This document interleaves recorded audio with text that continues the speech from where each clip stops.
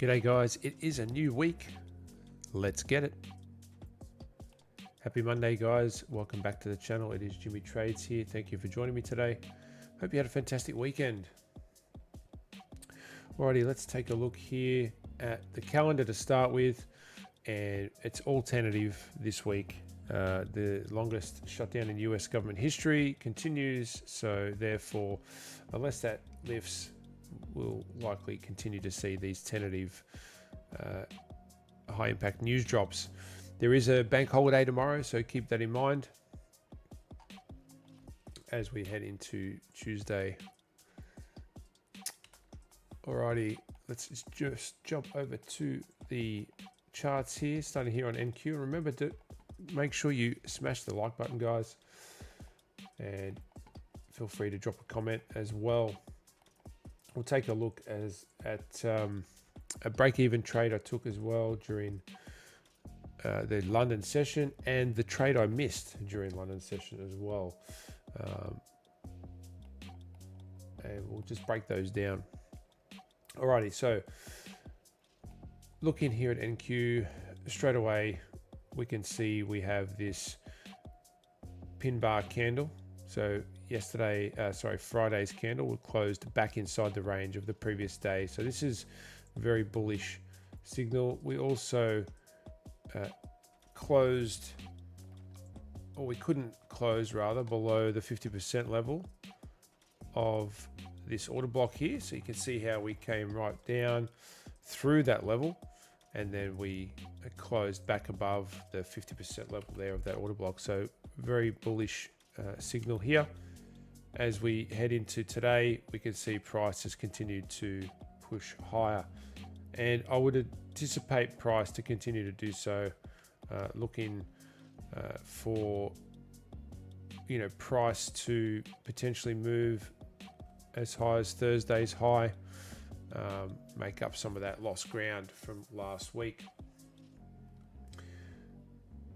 Let's take a look at ES. Very much the same here, and I'd also anticipate the Thursday high from last week to be swept. We'll come back to NQ and ES shortly, because that's where we'll look at those couple of trades from London. Here we are on oil for now, and we can see that we've come down and we haven't been able to close through this gap, but we have balanced it out, and we've, I guess, pushed sideways. So Friday was an inside bar. We didn't take the high or the low of the previous day. Even today, we've just swept out previous day high. So treading cautiously here with oil. Ideally, I would have liked to have seen more of a sweep higher, take out the Thursday high as well, and then look for price to move lower. Right. With that sweep, I will anticipate price to move lower today. We'll just see how that pans out. Let's get rid of that. We don't need that there. Let's have a look at gold now. Quite a strong move from gold today also. Heading up towards this imbalance. I'd like to see that imbalance filled. Would like to see price push through that level, and we'll see how price reacts when we get up to this opposing candle here. So this the open of this down, the up close candle rather. We'll see how price reacts to that, but that would be possibly where we might slow down a little bit in price.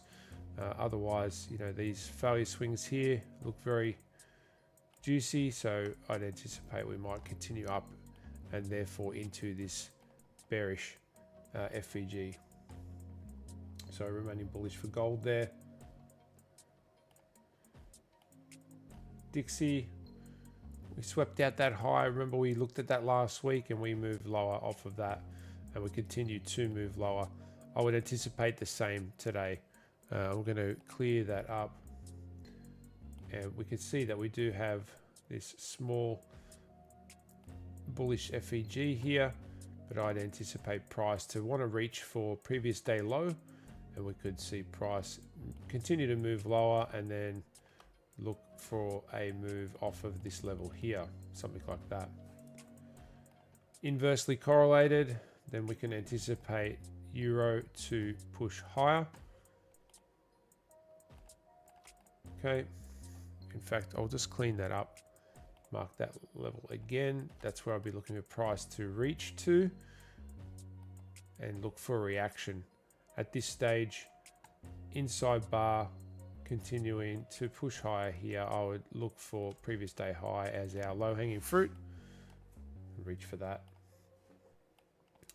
Pound has already taken previous day high.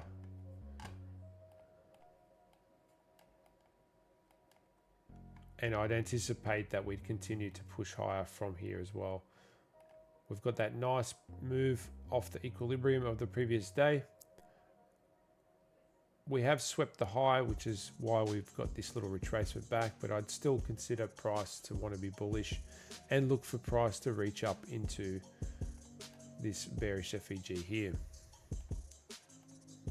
Let's jump over to NQ. We'll go back and have a look. So if we just move down the time frames, during London, I trade 30-minute down to the 3-minute.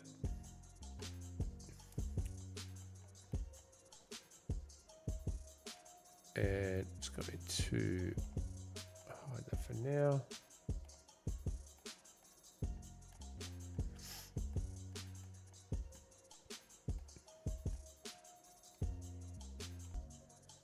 And we'll have a look at MNQ. All right, so on MNQ here, if we were to roll back, we would see that on the 30-minute, we had this 1:30 candle, 1:30 a.m. candle. You can see the execution there. That 1:30 a.m. candle was a strong bearish closure, and it gave us that pin bar formation. This is the way the rules work for me. And then once we have that, we also had this closure through these opposing candles. That gives us our change in state of delivery. All right, you can see what I've marked it out there. And then I took the short and then I got out for break even. Now, I went break even because I was busy doing other things at the same time. Once price was moving around, it wasn't really decisive. I did want to see this level taken here. The sort of equal lows there, and we had this low resistance liquidity. So that was, you know, I was fairly confident we'd sweep out these levels here. And it was at that point, once we did do that, I was looking for this level here. We put in equal lows, that I decided to move break even. And as I say, I was doing other things, and I do like to watch my trades. And if I am preoccupied with other things, then I can do so, I will move to break even. So that was the trade there. Break even obviously worked well for me today there. Now the one I missed though, which more importantly went to 2R, and it was again a timing thing, literally a minute or so late to the chart. This level here, back up, and this is over on ES now, and I'm happy to I'll trade in either direction if my rules are met, and this is the trade that ideally I would have loved to have got into. I wouldn't have got an entry if I was looking for the change in state of delivery entry. I would have had to have market ordered in, even off this level here. We could have got a limit on that and then chase 2R, but I did. I think I got to the chart. This candle was about 50% through, so unfortunately I didn't get into that position, and it played out nicely. So this met my rules perfectly. We had that change in state of delivery, and price moved higher. And this was cleaner than NQ. If you have a look at NQ, we didn't get that change in state of delivery until over here, and I just think that the ES trade did look a lot cleaner. All right. Okay, let's have a look at Bitcoin. We'll push back out to the daily. And we'll go over to Bitcoin here. We are getting a bit of a move now with Bitcoin. Can we continue to move higher?